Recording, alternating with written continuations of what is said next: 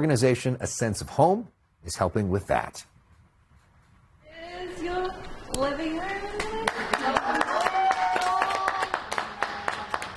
Since the fires broke out, A Sense of Home has furnished more than 600 homes and brought some relief to families who lost everything.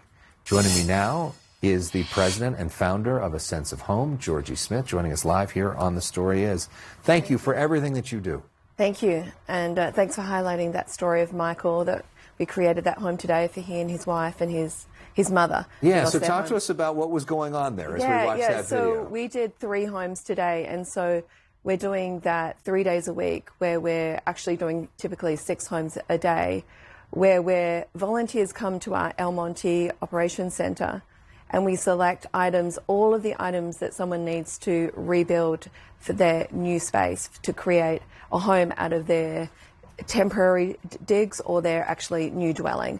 And so today that was a very emotional Michael, seeing his new living room and dining area that he could begin to rebuild. So he's been couch surfing for an entire year, and now they're starting over. Because you think about it, when a home burns, you literally lose everything. Everything. You don't have your sheets. You don't have your TV. You don't have your coffee mug. You don't have, and you don't know where to start. And so you guys have 330 items that you put together as a pack to help people. And you didn't start with this fire. You started with foster youth, right? Yeah, we did. We started actually 10 years ago, creating homes for former foster youth when they age out of the system. So we would help secure them apartments, but then they don't have any family or friends to go to for hand-me-down items. So with volunteers, we would create the entire home and we'll install it for them. So when the fires struck, a lot of people turned to us for help, realizing that themselves or their neighbours were going into empty temporary dwellings without the ability to make it a home. And they're already overwhelmed with so much the rent, the expenses of the mortgage, the rebuild, but also just overwhelmed with everything to do, that they couldn't possibly put this together. So it's actually volunteers that really lovingly select all of the items and stage it, and then we load it up into their truck so that they can take it home. And the really important part is the community aspect of it. So we have a very beautiful community ceremony so that they feel seen and heard, and especially now that everyone is moving on and they don't feel like that they are remembered and that everyone, the town or the world has just moved on to the next story. Well, let's talk about that, because there still is a lot of need a year later. I mean, in the Altadena region, we learned that 70% of the victims are still not back home. 70%. And those that are actually haven't even gone into temporary, homes. They are couch surfing, going from motel rooms to friends' homes, that they haven't got a permanent base to rebuild their lives. And so the trauma is still very fresh for them, for Michael today, very fresh. And it's really important that we continue to support them, and people can come and volunteer with us. They can donate their furniture and home goods. But it's 15,000 structures that were destroyed. That is together the largest catastrophic fire in California history.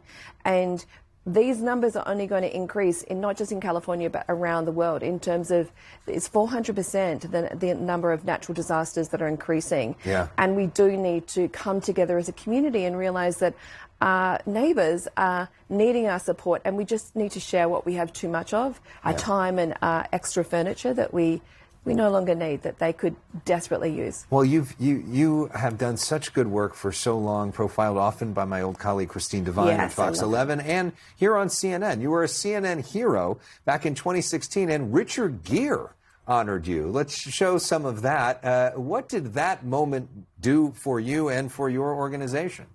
That was amazing, because it was at the very beginning of us creating homes for former foster youth, and that moment there gave us so much credibility that it really sprungboard us into this organisation. We're now opening up in New York this year, and we're going to be scaling to new regions, even to other countries, because the need is so great for foster youth.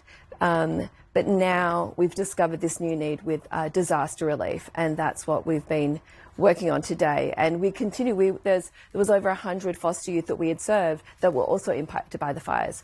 We helped them find new homes. We created new homes for them. The Hilton Foundation partnered with us to give them hotels at the beginning.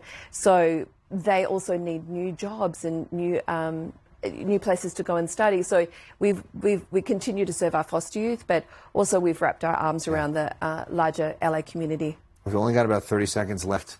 How do people get involved? How do they get involved with your organization? asenseofhome.org. That's a great question. So we would love volunteers. asenseofhome.org, go in to volunteer, but also to donate furniture and home goods. We've done 600 homes since the fires. There'll be another 600 homes that we need to do this year and next. And we're partnering with Steadfast and Habitat on the rebuild.